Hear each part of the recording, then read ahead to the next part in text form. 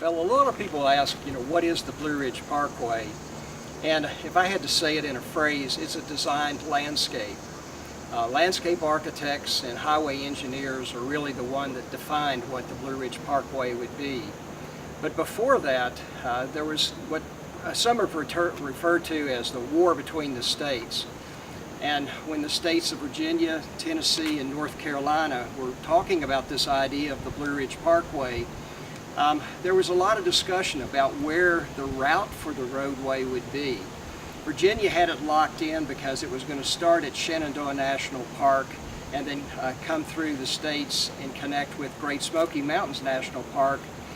And so Virginia really didn't have a lot to discuss because it was going to be there. But the real discussion between Tennessee and North Carolina went on for a year or so while the Department of Interior, the National Park Service, and the states were really talking about where the parkway would end up.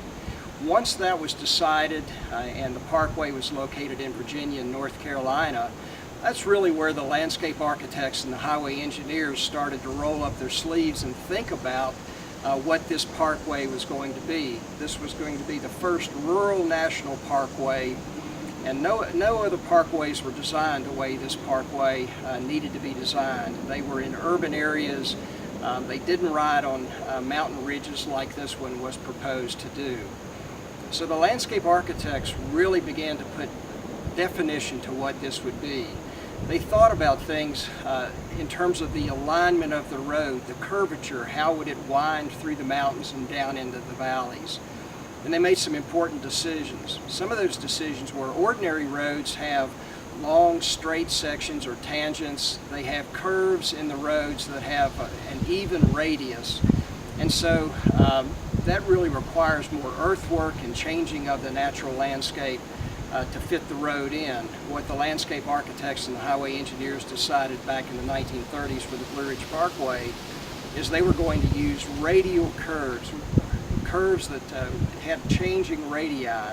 They were going to minimize the length of tangents and even having tangents. So it made it much easier to adapt the alignment of the roadway to the existing landscape, thus there'd be less impact.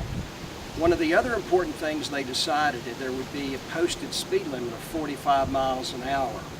So that changed some of the design standards, but it would bring people into this landscape in a way that they could drive through the central and southern Appalachian Mountains, the Blue Ridge Mountains, and really have this experience of what it would be like to be on top of the mountain, coming down into valleys and then going back up onto the mountaintops.